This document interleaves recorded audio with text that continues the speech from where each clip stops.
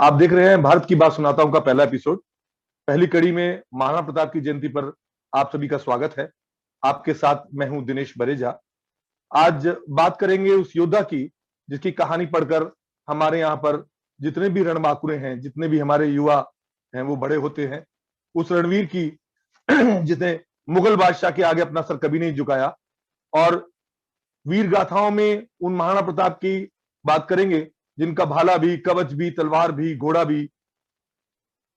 चेतक की बात करेंगे।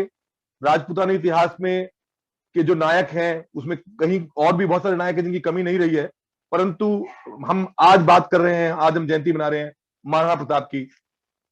वो शौर्य वीर, वो युद्ध तूर, आजादी का अधिनायक वो, अरिको कराल पौरुष विशाल, जन जन के हिये का नायक वो अग्नि अंश राजपूत वंश, अभिमान वो स्वाभिमान वो, रणवीर वो प्रणवीर वो, भारत के भाल की मान वो। राजपूतों के इतिहास में एक ऐसा नाम, ऐसा ऐसा रणबांकुरा जिसने कभी कोई युद्ध नहीं हारा।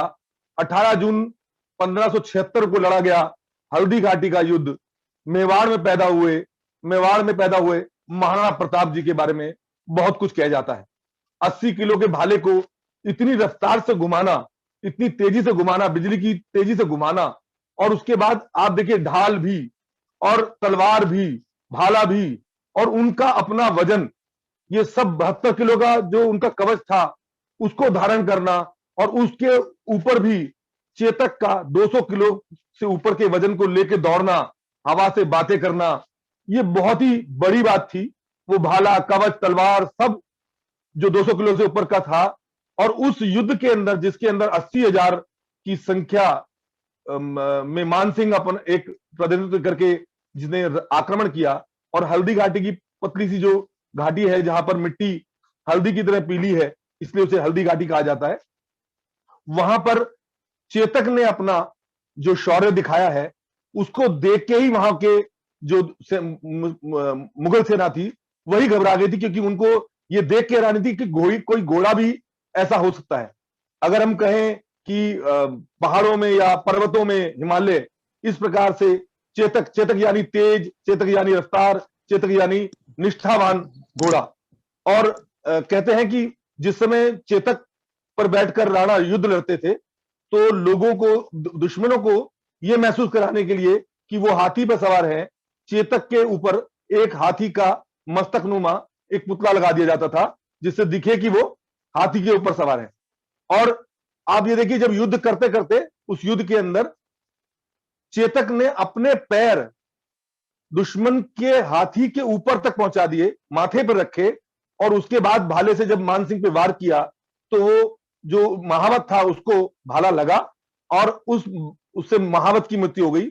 मानसिंह तो बच गया, मगर चेतक के जो पैर हैं वो घायल हो गए। और उसके बाद वहां से जब सभी ने घेर लिया महाराणा प्रताप को, तो उस समय बच के निकलना मुश्किल हो रहा था। अन्य सेनानी ने महाराणा प्रताप का मुकुट धारण किया और मुकुट के हिसाब से ही उन पर आक्रमण हो रहा था, और वो वहां से निकलकर अलग चले गए। मगर आगे अभी समस्या खत्म नहीं हुई थी। आगे जो है वो कहते हैं, पड़ी अचानक नदी अपार, घोड़ा कैसे उतरे पार, राणा ने सोचा इस पार, तब तक था चेतक उस पार।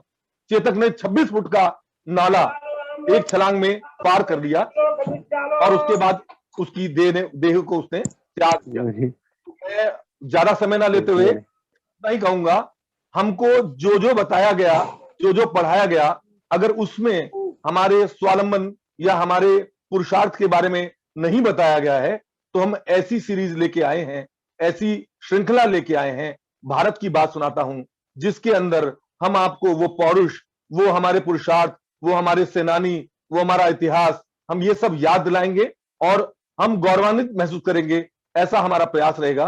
पहली कड़ी में महाराणा प्रताप के बारे में मैंने आपको बताया। हमारे मुख्य अतिथि पवन जी भी इस बारे में और चर्चा करेंगे और जानकारी देंगे। मैं अपनी वाणी को यहीं विराम देता हूं। धन्यवाद। बहुत बहुत धन्यवाद दिनेश जी, और बहुत सुंदर तरीके से आपने, और बहुत जोशीली आवाज के अंदर, दिनेश जी की जोशीली आवाज को सुनकर मुझे फिर दो पंक्तियां याद आती हैं कि फना होने की इजाजत ली नहीं जाती, फना होने की इजाजत ली नहीं जाती, ये वतन की मोहब्बत है जनाब, पूछ कर नहीं आती। कार्यक्रम को आगे बढ़ाते हुए